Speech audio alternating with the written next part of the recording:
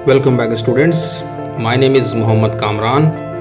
आज हम लोग क्लास 10 का लेसन 2 फैबल का फुल एक्सरसाइज सॉल्व करेंगे और हम लोग ग्रामर और राइटिंग स्किल के क्वेश्चंस के आंसर भी लिखेंगे। अगर आप लोगों ने इस लेसन का वीडियो नहीं देखा है तो मैंने उस वीडियो का लिंक डिस्क्रिप्शन और कमेंट बॉक्स में दे दिया है, आप लोग चाहें तो चेक कर सकते हैं। तो चलिए शुरू करते हैं, let's start.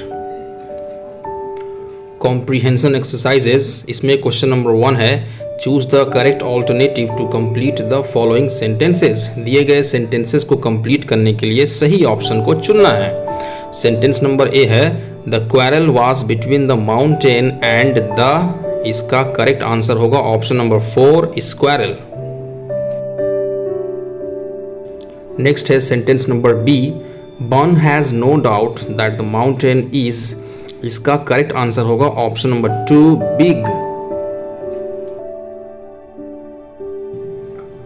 Sentence number C, unlike a mountain a squirrel can crack a, इसका करेक्ट आंसर है ऑप्शन नंबर 1 नट।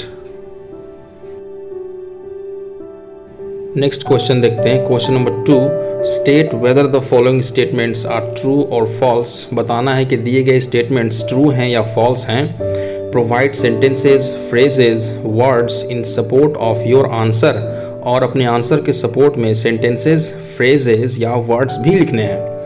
तो स्टेटमेंट नंबर ए है, the mountain called the squirrel little one, ये एक फॉल्स स्टेटमेंट है। इसके सामने दिए गए बॉक्स में हम लोग एफ लिखेंगे और इसका सपोर्टिंग स्टेटमेंट में हम लोग लिखेंगे and the former called the latter little prig. Next statement है statement number B, the squirrel is spryer than the mountain, ये एक ट्रू स्टेटमेंट है। इसके सामने दिए गए बॉक्स में हम लोग टी लिखेंगे और इसका सपोर्टिंग स्टेटमेंट होगा, you are not so small as I and not half so spry.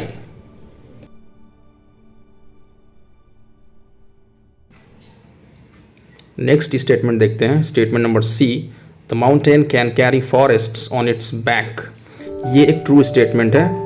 इसके सामने हम लोग टी लिखेंगे, इसका सपोर्टिंग स्टेटमेंट होगा, if I can not carry forests on my back neither can you crack a nut. आगे बढ़ते हैं, question number 3, answer the following questions. इसमें क्वेश्चन नंबर ए है, who had a quarrel with the squirrel, यानी किसकी लड़ाई squirrel के साथ हुई।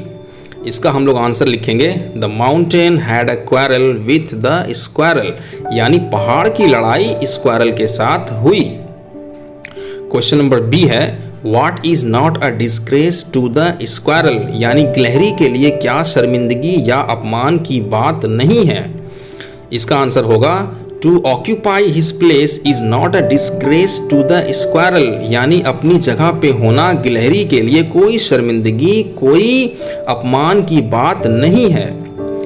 नेक्स्ट है question number C, what is it that the squirrel doesn't deny, यानी स्क्वायरल किस बात से इनकार नहीं करता।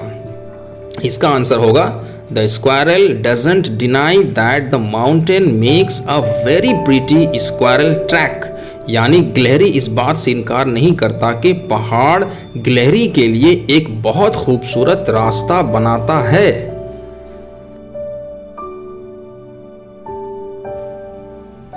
अब हम लोग ग्रामर के क्वेश्चन सॉल्व करेंगे। Grammar in use, question number 4, replace the underlined words with suitable phrasal verbs from the list given below। Underline किए गए वर्ड्स को नीचे दिए गए फ्रेजल वर्ब के लिस्ट से सही फ्रेजल वर्ब से बदलना है। Change the form of verbs where necessary, और जहां जरूरी हो वहां फ्रेजल वर्ब के फॉर्म को चेंज भी करना है। There is one extra phrasal verb in the list, list में एक फ्रेजल वर्ब एक्स्ट्रा दिया हुआ है। तो सेंटेंस नंबर ए है, Ravi met his friend in the park, इसमें अंडरलाइंड वर्ड है मेट, इसका करेक्ट फ्रेजल वर्ब होगा came across. Sentence number B है, Tanushree can not tolerate cruel behaviour to animals, इसमें अंडरलाइंड वर्ड है टॉलरेट, इसका करेक्ट फ्रेजल वर्ब होगा put up with. Number C है, हिज प्रपोजल वाज रिजेक्टेड, इसमें underlined word है rejected, इसका करेक्ट फ्रेजल वर्ब होगा टर्न डाउन।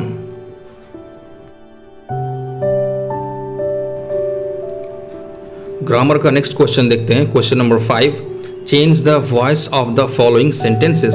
दिए गए सेंटेंसेस का वॉइस चेंज करना है। तो सेंटेंस नंबर ए है लॉक द डोर, इसका पैसिव वॉइस होगा let the door be locked. Sentence number B है Ashim knows the solution to this problem, इसका पैसिव वॉइस होगा the solution to this problem is known to Ashim. Number C है I had written a letter, इसका passive voice होगा a letter had been written by me.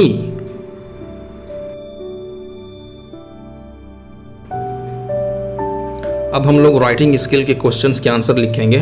Writing activities, question number 6, write a letter to your friend within 100 words advising her or him to visit the public library in her or his locality as frequently as possible। अपने दोस्त को 100 words के अंदर में एक ख़त लिखना है, उसे जितना ज़्यादा हो सके उसके इलाके के पब्लिक लाइब्रेरी में जाने का मशवरा देते हुए। लेटर लिखना शुरू करते हैं। सबसे पहले हम लोग ऊपर राइट साइड में अपना एड्रेस और डेट लिखेंगे। उसके बाद हम लोग नीचे लेफ्ट साइड में डियर लिख के अपने दोस्त का नाम लिखेंगे। उसके बाद हम लोग बॉडी ऑफ द लेटर लिखना शुरू करेंगे। I received your letter yesterday, मुझे कल तुम्हारा ख़त मिला।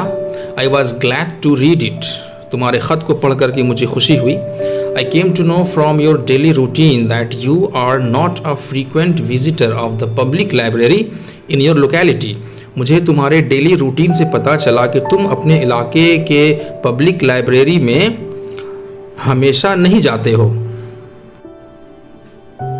उसके बाद हम लोग लिखेंगे public library is a store house of knowledge and education, public library ज्ञान और विद्या तालीम का ख़जाना होता है। Besides your syllabus, you will get an opportunity to read so many other books there, और वहाँ पे तुम्हें अपनी सिलेबस के अलावा बहुत सारी दूसरी किताबें पढ़ने का मौका मिलेगा।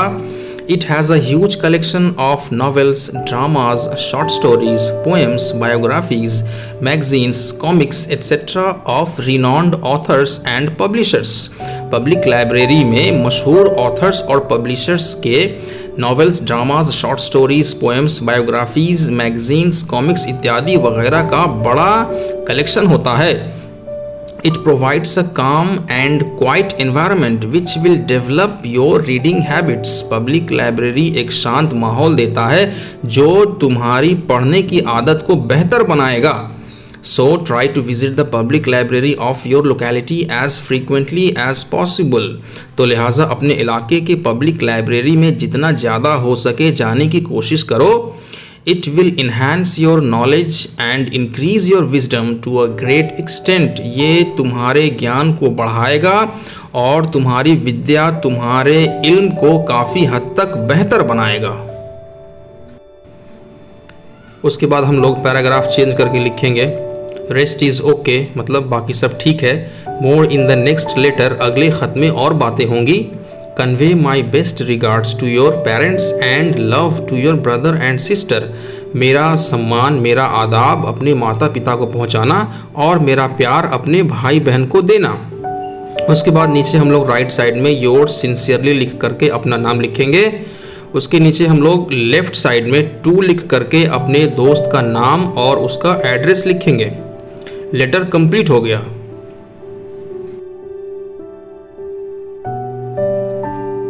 राइटिंग स्किल का नेक्स्ट क्वेश्चन देखते हैं। Question number 7, right a paragraph with in 100 words on the benefits of early morning exercises using the following points.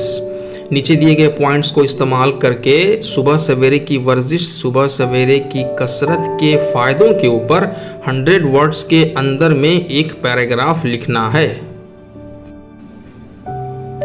Paragraph लिखना शुरू करते हैं। सबसे पहले हम लोग हेडिंग लिखेंगे benefits of early morning exercises. उसके बाद हम लोग पैराग्राफ लिखना शुरू करेंगे। It is rightly said that health is wealth, early morning exercise is very beneficial for our health, the air is fresh in the morning, so early morning exercise activates our internal organs and regulates blood circulation in our body. It refreshes our mind and body and helps us in removing negativity and filling our mind with positive thoughts.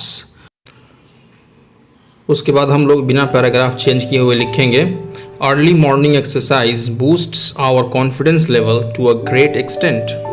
It keeps us active and energetic throughout the day. Exercising early in the morning also improves our digestive system. Thus, it keeps us both physically and mentally fit. There are many kinds of early morning exercises like walking, jogging, running, yoga, etc. To live a healthy life, everyone must do early morning exercises. तो इसी के साथ इस lesson के सारे exercise complete हो गए.